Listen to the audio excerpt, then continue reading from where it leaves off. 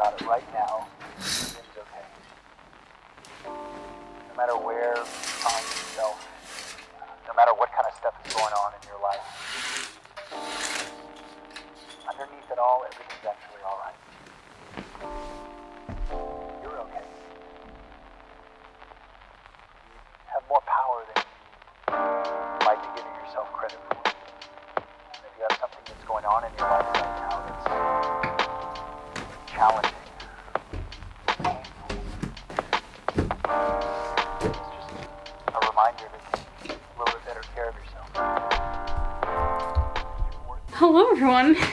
Good evening. It's kind of in the evening when I'm filming this. Let's see how long it takes until it gets dark.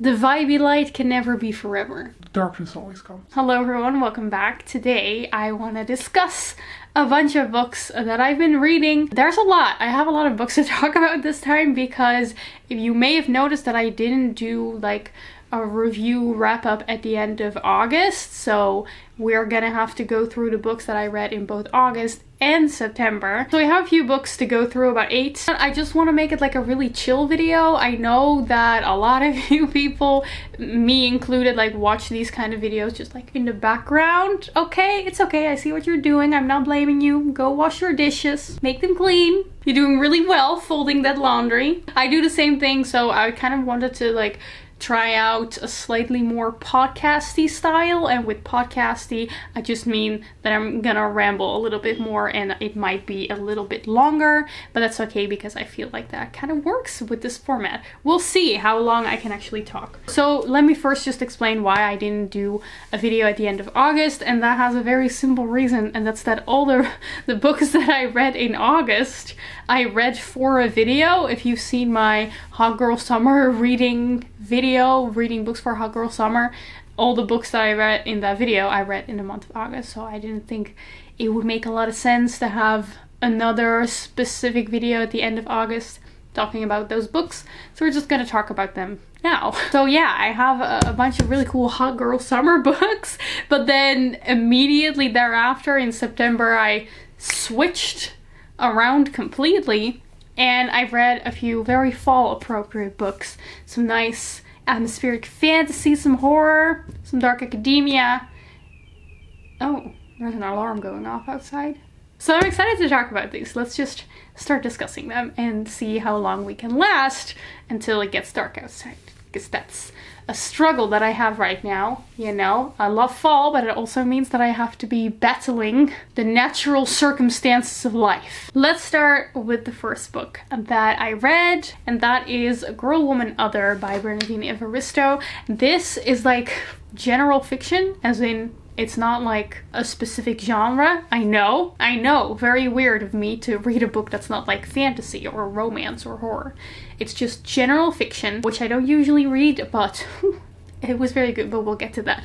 So Girl, Woman, Other is kind of like an anthology. It feels like a collection of short stories where you follow like a whole cast of Black women in the UK and you just kind of follow their life story, what they go through. It spans across different generations, different parts of the country, completely different stories, and then they kind of overlap, and especially towards the end you kind of see certain stories coming together, and this was really wonderful. I was a little apprehensive at first because I thought, you know, I tend not to really enjoy short stories, and this is just a collection of short stories, but every single one captivated me immediately. There's a way Bernadine Evaristo writes that is just very like, it just goes, it's almost stream of consciousness. There are no periods in the writing style. It does have like breaks, so it's not like hard to read or anything. Don't let that hold you back. Like, it's easy to read, but just because there's never a dot at the end of the sentence, just a break going to the next sentence, it really felt like you just keep going and keep going. I will say I kind of got into a slog like throughout the middle of the book because I personally have a hard time constantly having to like get attached to this character and then leave them again after 50 pages and then get attached to another character, but that is kind of on me. Like, the way this book was written was so well done. It's so wonderful to see all these different characters and how even within like the less than 50 pages that they all got, they are so real and become so complex, and they're all very different. You can see how they all have very different opinions, very different experiences. It really focuses on their experiences as Black women, some of them LGBT women, all sorts of other things, but still none of it is like homogenous. It's all very different. It was like a group portrait. I think I ended up giving it like 4.5 stars. Absolutely deserved the Man Booker Prize that it won or was nominated for. One of those two, but it deserved it. Then, continuing the weird theme that we have going on here of me reading general fiction in the month of August, I read the people's favorite, Sally Rooney's Normal People. This is like a super popular, best-selling novel about two people. And I feel like that description already kind of catches what this book really is about. But if you want to know more, it's about Connell and Marianne, who kind of grow up together. They start kind of like a relationship in high school, but they keep it a secret. And then they continue to get to know each other in college because they go to the same university. And it's just kind of, you see their lives and how they grow up and how they evolve as people, but how they constantly influence each other still, and how their entanglement influences the continuation of their lives. But if I remember it correctly, what the author talked about is that kind of the point of this book is that it's about how people influence your life, and the people that you are closely connected to will have an influence on you and how you grow as a person. And I thought it was wonderfully done. The characters are very flawed, they're very real, they don't communicate well with each other at all, but that's not really the point. The point is that the way they interact with each other, it may be good, it may be bad sometimes, but it's that they do it and how they do it and how that influences the way they think. You 100% understand where both of them are coming from and their insecurities and why they're not behaving in ways that would be the most optimal for themselves. There are some beautiful quotes in here. When I originally read this, I had like a library copy, and I'm really glad that I got myself like a real copy. I bought this in Paris, in a bookstore in Paris, by the way. So hopefully I can have the time to go back someday so I can actually like put little sticky tabs on quotes that I really enjoyed, like quotes about love, about life, about society, you know?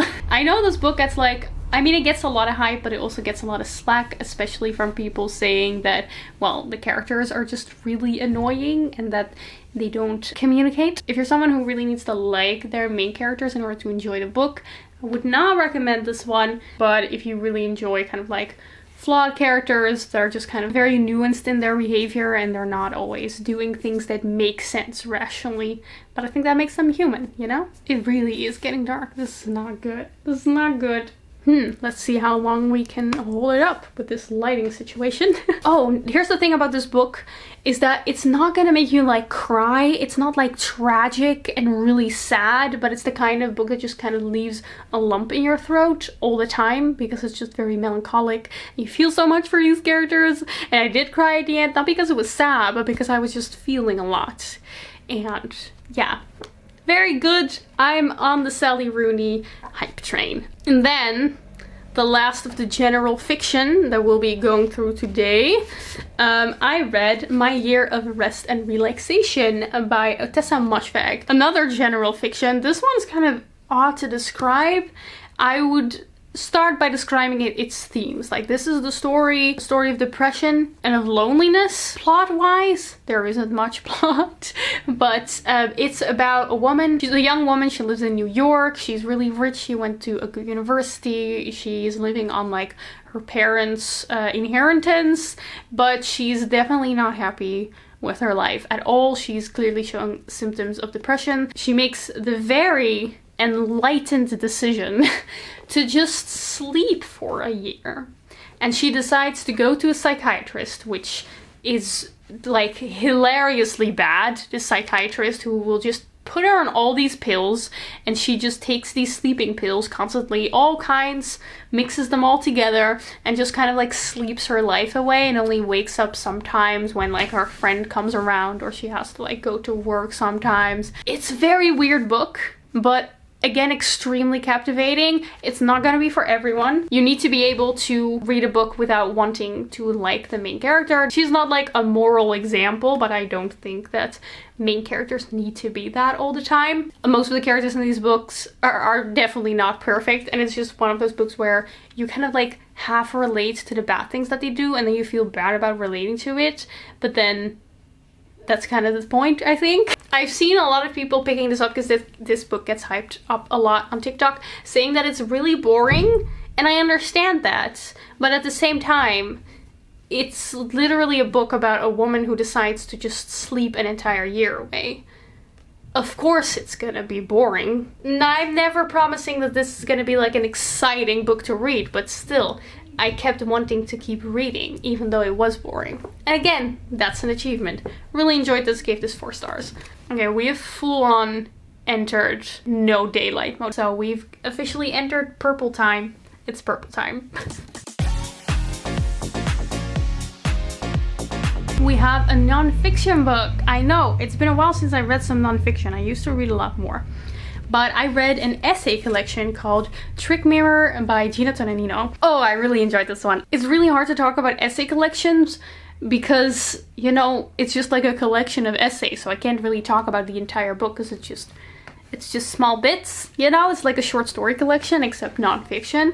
But I think the tagline does kind of summarize it pretty well. It's called Reflections on Self-Delusion. So I would say Gina Tolentino mostly wrote about being young in the age of the internet and also feminism. So there are essays in here on scams that have defined a generation, the millennial generation, where she goes into things like Fire Festival and that kind of stuff, but she also includes things like college debts as like a scam. The first essay is called The Eye in Internet. Is really good. It's about, well, being on the internet and kind of like how the internet has influenced you, how it makes you think. I think my favorite essay is called Always Be Optimizing, where she really goes into our constant need to be optimizing ourselves and how this also really plays into like misogyny and sexism and how women are always told to be optimizing themselves, always making themselves more beautiful, prettier, exercising more, etc. And how this is often marketed as like self-care and feminism and empowerment, when really it's just another way where we are constantly told to better ourselves when we really don't need to. And also, for who? That's the question. Who's benefiting from this, huh?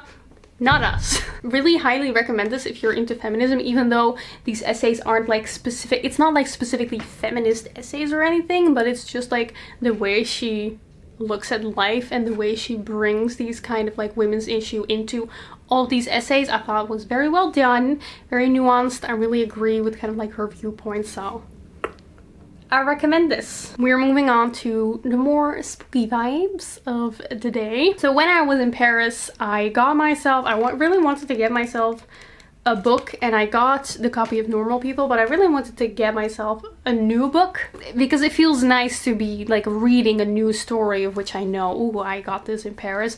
But I also knew that I still had so many books on my to be read list, so I was like, you know what, I'm gonna be smart about this and get myself a really short book, and I'm really happy I did. So I ended up getting a book that honestly was never on my to be read list. It was never on my wish list. It was kind of an impulse buy. But again, I'm really happy that I read this and that I bought it, and it is The Yellow Wallpaper by Perkins Gilman. Oh gosh, the video quality is like not... I'm so sorry for this. Is this a vibe or is this low quality? We call that lo-fi. This is a lo-fi video, okay? Put on your lo-fi beats. Yeah, you know what I'm talking about? That's what this video is. It's lo-fi, okay? Low quality but vibes. That's what we're going for. Anyway, The Yellow Wallpaper by Perkins Gilman. This is a short story. I think in this book it's only 20 pages of actual story, and the rest is just forward and then afterward with explanation and like historical background, which by the way, I highly recommend reading actually when it comes to these short stories. Actually make me understand the story a lot better. But if you want to read this for free, you can. You can find this online. It's a classic. I think I did like a quick Google search and you can find the story, and it's like only 10 pages in the PDF. And I highly recommend it. Because maybe before I constantly start saying that you should read it, I should tell you what it's about. I've talked about this book in many videos already, but I'm gonna do it again. This was written in like the 19th century, and it's a horror story of a woman who gets locked up in the attic, but not in a way that you might think. It's actually because her doctor tells her that she should, because she is suffering from like hysteria, depression, you know, what we would now know as postpartum depression, because she just got a child. They didn't know about that back then. So she's suffering from depression, and back in the day, like, this is historically accurate because the author actually experienced it herself. They told women if they were feeling a little crazy, a little cray-cray in the head like that, they should just stay in one room for a couple weeks and not engage too much, you know, not do any work, not do any activities. Don't be doing the thinky thing with your mind. No brain. No, you dumb. Just nothing, no thoughts, head empty. And then you'll be cured of your depression. Which did not help, obviously, and that's what this book is about. It's about this woman who is just locked up in her room with nothing to entertain her mind. Her mind wants to be entertained. She's a smart woman. She wants to be doing things, but she's not allowed to. The only thing that she has to entertain her mind is this ugly yellow wallpaper that's all over the room, that has like scratches in it and this really weird pattern that she can't really figure out. And it's the only thing that she can look at all day and all night. The wallpaper starts moving, she starts seeing things in it, and it's just like, she slowly is spiraling, and that's what this is about. And it's so well done. Like, honestly, I'd never experienced how a short story can have such a great impact, and how I can enjoy a short story so much, and in just 20 pages, I just like feel like this haunting vibe from beginning to end, and just like, it's like creepy but not super scary because it's still, you know, from the 18th century, so it's not like horrifyingly scary, but you know, it's eerie. And with that like very subtle but clearly there undertone of some feminist messaging, would recommend to anyone. Judging on your guys' comments on my videos, a lot of you had to actually read this for school. I can imagine that, I think the author is American, so I am going to assume that this is maybe like required reading in the US. But if you haven't read it, great place to start with a classic also. And great place to start for the fall and Halloween in October. We are moving on to, finally, again, I read a fantasy book. It's been a while since I read a fantasy book, but I read a fantasy book again, and a great one at that.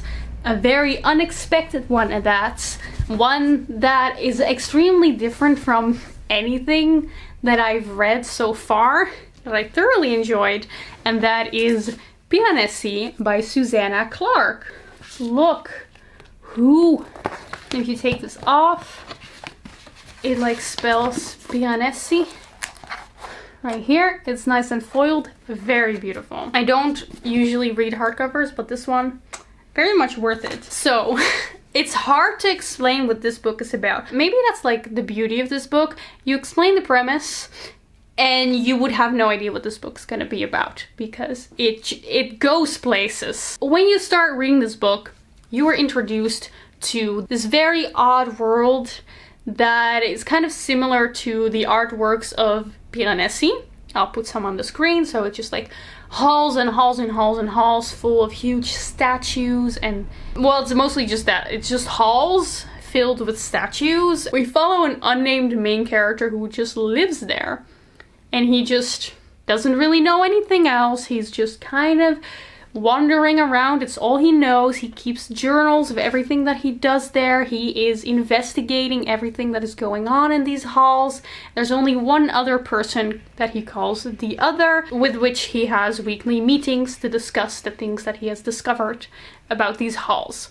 That's all you need to know. I just really did not expect that this book would go where it went, and I don't think anyone will. I think if you start reading this book where you're just introduced to this like such like a small thing of just, there's this world with these halls and there's a person living there. There are so many ways that the story could go. So many ways that I think anyone who picks up this book has like a different idea of where it's gonna go.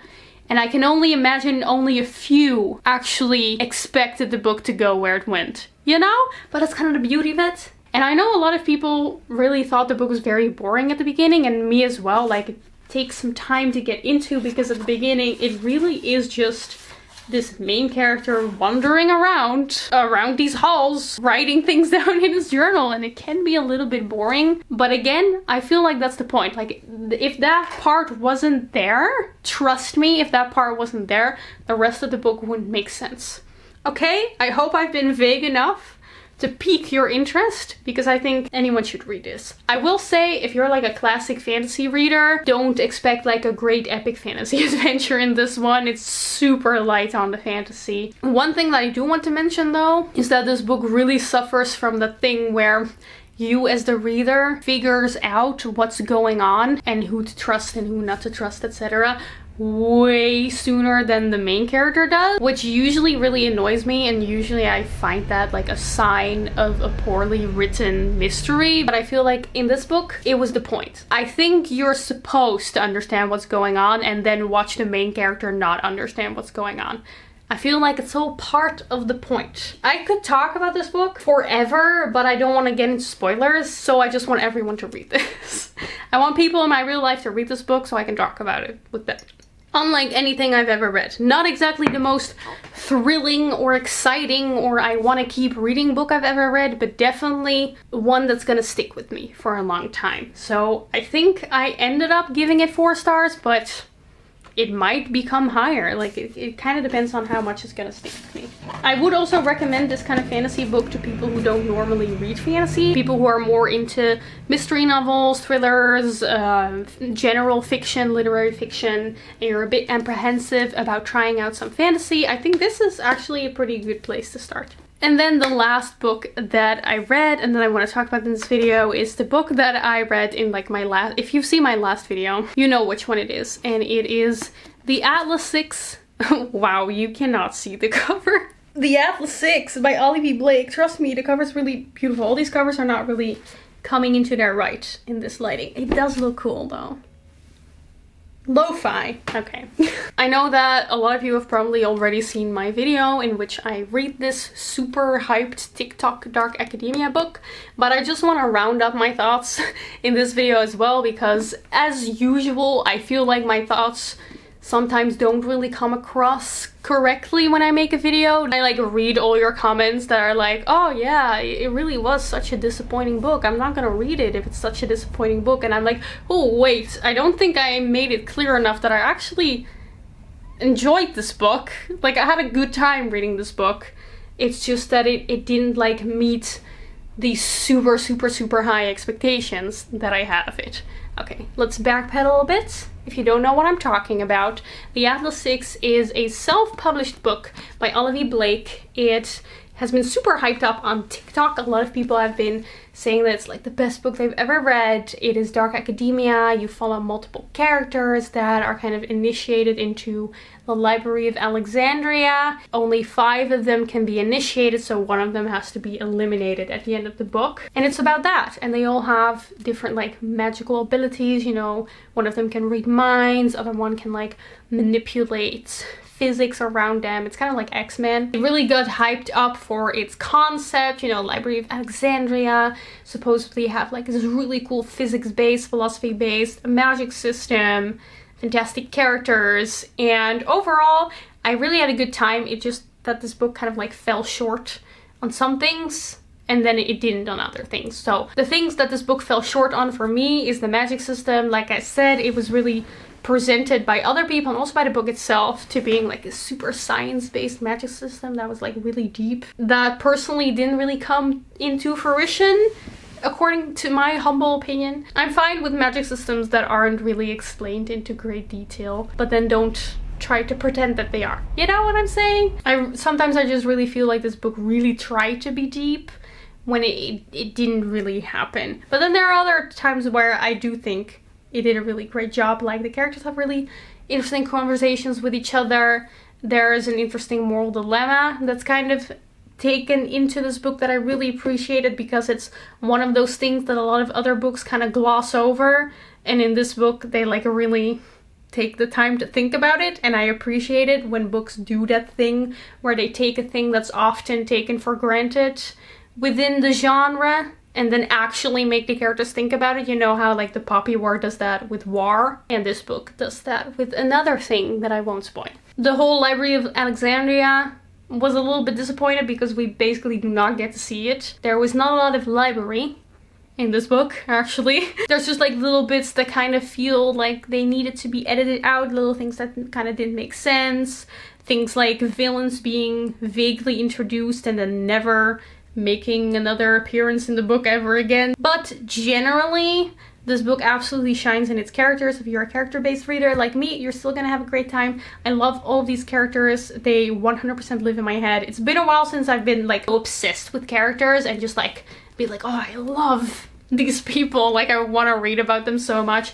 You can ship almost every character with each other, which is a feature more books should have. Like, I genuinely don't know what the author has in mind for the ships. Like, there are many options. There are genuinely many options. And I like that. I appreciate that. And I did have a good time reading this. It was fun, even though not a lot happened, because the characters are interesting. It's still a cool concept with the Secret Service and them having to like navigate their magic and trying to eliminate someone. It's good. Okay, I had a good time. I would give this 3.5 stars. As many of you have pointed out to me in the comments, I wanted to share here so that everyone else also knows, this is getting traditionally published by Tor, which is the publishing house that also publishes V. Schwab. So then it's also going to be like professionally edited and like really looked over by like a whole team. So I'm really excited to see what's going to happen with that. Cool. I am glad that I read this. So don't think that I disliked this book or anything. I was disappointed in it because my expectations were sky high. And then I just want to quickly end with like the books I'm currently reading. I'm on like my horror timeline. I'm trying to get into the spooky vibes for October, so I started reading some short stories in this short story collection by Thomas Ligotti, who writes a lot of like existential horror. And when I say I started the short story collection, I mean I read one short story, which was a whole 10 pages long. So I am a speed reader, if I may say so myself. And I also, today on the train, I started listening to Tender is the Flesh, which is also a horror book about a future where people eat people because they can't eat animals anymore. So that's fun and light on a Sunday evening. I'm very disturbed by it, but I am interested in the rest of the book. Now I'm going to be spending the evening probably watching Legally Blonde, because I've been wanting to watch that movie for a while now, you know, just have like a comfort movie. And I recently bought this new game. Wait, I have to show you, it's so pretty. I'm addicted to my Nintendo Switch, which I bought a few months ago, and now I'm a gamer girl. That's why the lighting is purple here. I've been playing this game called Ori and the Will of the Wisps, and it's one of the prettiest games I've ever played. It has a beautiful soundtrack that I should probably turn off because it's copyrighted. And I highly recommend this game for all of my gamer girls out there and gamer other genders. Anyway, that was a side tangent. I hope you enjoyed this video where we had a little chat about books. Let me know what your favorite book was that you read the past month, past 2 months, whenever. We're not strict with months here. I hope you had a good time, and I will see you soon in another video. Goodbye.